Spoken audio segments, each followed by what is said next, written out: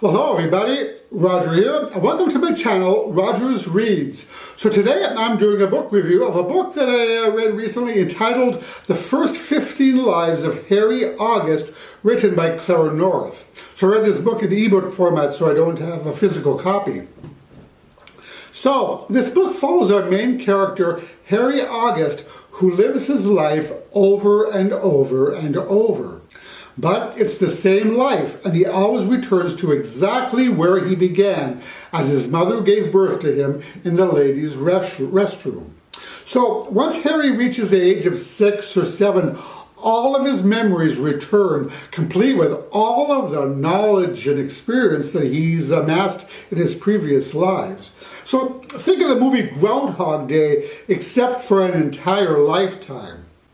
It's also worth mentioning that Harry is especially gifted in that he is a mnemonic, which means that he remembers every single detail from each of his lives.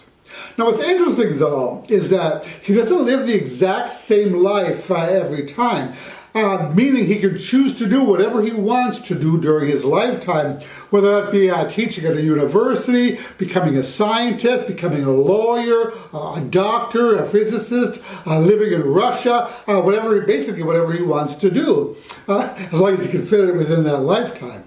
So in this way, he does kind of have free will to live whatever kind of life he wants, to go into whatever direction he wants. For example, throughout his lives, Harry has lived in an amazing variety of places, such as England, Russia, China, and the United States. He can also choose to fall in love with the same person from one life to the next, or move on to someone new. So finally, during one of his lives, he learns that there are others like himself who call themselves the Kala Chakra, which I believe is Buddhist terminology for the wheel of time or time wheel. The word Ouroboros was also used to describe those who live, die, and are reborn to live their lives again. So this comes from that word Ouroboros, which is, many of you have probably seen this image of the serpent eating its tail, which represents the never-ending cycle of death and rebirth. So the Kala Chakra have formed a club called the Cronus Club, with branches all over the world, with the purpose of helping each other out, especially during the challenging childhood years. So picture this, that you're 800 years old, and all of a sudden you have to live as a child under the thumb of parents until you come of age.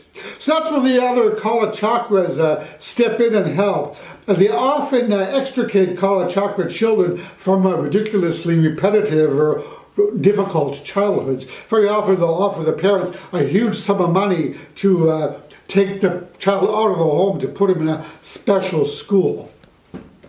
Now, the Kala Chakra, they do have their rules. For instance, they are not allowed to do anything that will drastically change the future. For instance, they cannot kill Hitler, or try to prevent JFK's murder, or introduce future science, technology, or anything for that matter that could cause a ripple effect throughout the course of history. Now, of course, there are always those bad apples who abuse their power, this power of having all this knowledge and the ability to live your life repeatedly. So, so there is a checks and balances system. Members who knowingly break these rules are severely dealt with in one of two ways. An electrical clearing of the mind, which means that none of the past memories will return in the next life. Or even more severe is a pre-birth termination, in which the person will not be born in the next life, thus terminating the cycle for good.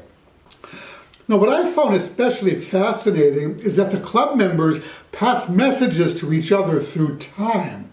So how this works is that a child will give another message to a member when he or she is old, so that when that person is born again, they can then in turn pass that message on to other members who are nearing the end of their life.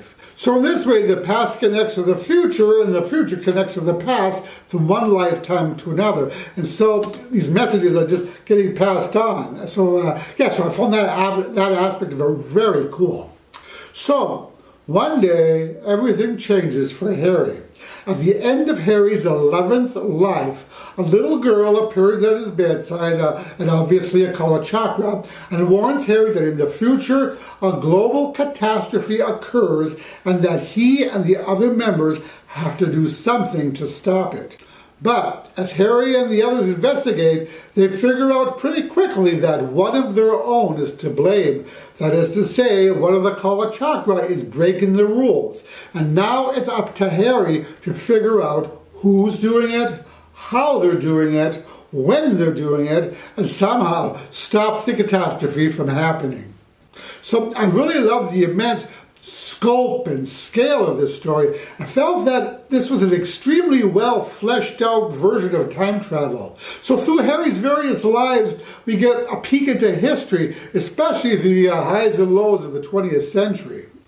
Additionally, the story was an opportunity to explore Harry's individuality as well as his connection with others, all the while dealing with major themes such as good versus evil, birth, death, science, religion, love, hate, and so much more. So how many times have most of us actually thought about how different our lives would be had we chosen a different path? Well, this book explores just that question. It's a book about what we could accomplish if we had an eternity. Absolutely fascinating. But then again, I love time travel books. I'm really a sucker for them. And this was definitely one of the better ones. Now, I admit that initially it was kind of rough going for me with this book. I actually considered DNFing it about 50 or 60% of the way in.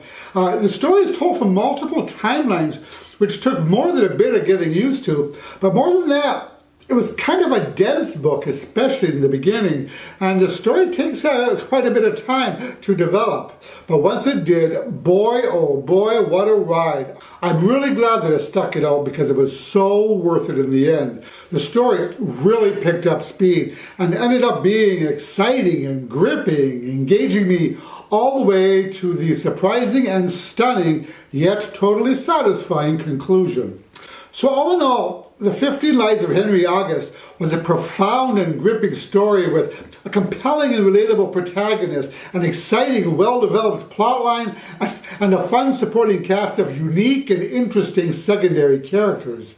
So as people drifted in and out of the story, I was struck by how full and complete all of the characters are and how much each of them added to the storyline.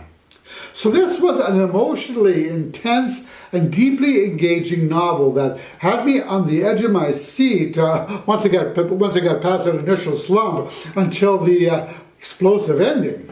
So I felt that this book was not only cleverly written, but also eloquently narrated, and I'm so glad that I read it.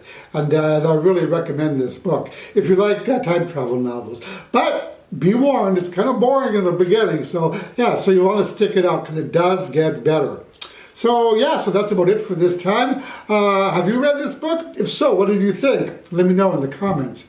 So that is it. As always, I thank you so much for watching. I really appreciate all your support. And I'd also would appreciate it if you like this video to click the like button below, as that really helps me out. So that is it for now. I will talk to you in the next video.